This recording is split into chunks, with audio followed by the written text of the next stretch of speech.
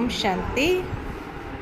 प्रजापिता ब्रह्मा कुमारी ईश्वरीय विश्वविद्यालय इस साल करुणा, दया और उपकार यही भाव स्पष्ट करना चाहेंगे कि आज दुनिया में अगर इतनी हिंसा, नफरत, द्वेष बढ़ रहा है। ब्रह्म कुमारी भवन हनुमानगढ़ जंक्शन में आज हो रहा है आध्यात्मिक कार्यक्रम। चलते हैं, आपको अंदर की तस्वीरें दिखाते हैं और धर्म के बारे में क्या क्या उपदेश दिए जा रहे हैं उसके बारे में देंगे हम जानकारी। तो चलिए भवन के अंदर चलते हैं, दिखाते हैं आपको आज के कार्यक्रम की झलकियाँ। दुनिया सृष्टि पर होगी, ये चेहरे बता रहे हैं, आपके खिले हुए चेहरे बता रहे हैं कितनी बेसब्री से हमें उस स्वर्णिम काल का इंतजार है।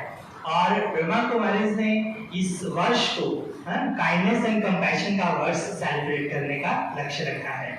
दया और करुणा, हर एक कर्म करते समय हम प्रत्येक मनुष्य आत्मा को विमर्श करके उस कर्म के फल को उनको दान दें। मनुष्य के पास धन दौलत और सभी सुख सुविधाओं के होते हुए भी मन उसका अशांत रहता है। ऐसे समय के अंदर भक्ति में लीन होना ही मनुष्य के लिए एक रास्ता है। उसी की कड़ी में आज राज योगिनी ब्रह्म कुमारी डॉक्टर उषा दीदी, जो कि माउंट आबू से हनुमानगढ़ पधारी हैं और यहाँ एक आध्यात्मिक कार्यक्रम रखा गया है। इस कार्यक्रम के अंदर वे क्या क्या बताने वाली हैं आपको सुनाते हैं। उन्होंने इस मौके पर क्या कहा है। ओम शांति। प्रजापिता ब्रह्मा कुमारी ईश्वरीय विश्वविद्यालय इस साल करुणा, दया और उपकार इस विषय पर अपना सारा साल सभी सेंटर्स पर मना रहे हैं। और आज हनुमानगढ़ के अंदर भी दया, करुणा एवं उपकार इसी विषय को लेकर के आज ये कार्यक्रम है, जिसमें यही भाव स्पष्ट करना चाहेंगे कि आज दुनिया में अगर इतनी हिंसा, नफरत, द्वेष बढ़ रहा है तो उसका कारण है कि मनुष्य मन के अंदर दया भावना की कमी हो गई है, करुणा भावना समाप्त हो गई है। इसीलिए भगवान को भी कहा जाता है दयालु, कृपालु निधान उसको कहते हैं, करुणा निधान उसको कहते हैं। और सभी परमात्मा को पुकार करके यही कहते हैं कि हे करुणा निधान, आप आइए और मानव जाति के ऊपर दया करिए। अर्थात मनुष्य मन के अंदर वो दया भावना सदा के लिए जैसे समाप्त हो गई है। इतना कलयुग का प्रभाव है। और तभी महात्मा बुद्ध ने भी कहा दया धर्म का मूल है, और गीता में कहा पाप मूल अभिमान। तो आज दया धर्म का मूल है, लेकिन वो दया समाप्त क्यों हुई? क्योंकि पाप मूल अभिमान, अहंकार मनुष्य के अंदर इतना विकसित हो गया है जो पाप करता ही चला जा रहा है, और इसीलिए दया समाप्त हो गई है। तो पुनः यह दया की वृत्ति को जागृत करने की आवश्यकता है। युवा पीढ़ी के अंदर भी यही भावना को जागृत करने की आवश्यकता है।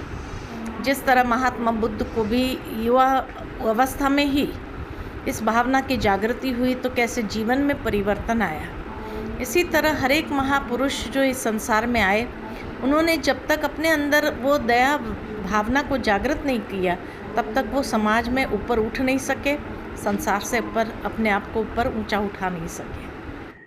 75वें आज़ादी का अमृत महोत्सव को स्वर्णिम भारत की ओर को ध्यान में रखकर ध्यान योग, मोह माया, क्रोध को छोड़कर दया भाव पैदा करने का संदेश आज यहाँ पर दिया गया है। और सभी से भाईचारा, सभी धर्मों का सम्मान करना और दया का भाव मन के अंदर पैदा करना, यही आज मूल मंत्र इस आध्यात्मिक कार्यक्रम के अंदर हनुमानगढ़ जंक्शन में जो ब्रह्म कुमारी भवन के अंदर रखा गया था उसके अंदर बातें बताई गई हैं।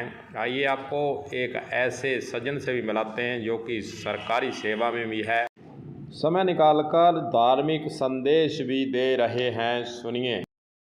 आज हनुमानगढ़ सेवा केंद्र पर आदरणीय उषा दीदी माउंट आबू अंतर्राष्ट्रीय मुख्यालय से हमारे बीच पहुंचे हैं दया, करुणा और उपकार की आध्यात्मिक चर्चा को लेकर। आज संसार से दया करुणा की भावना समाप्त हो गई है।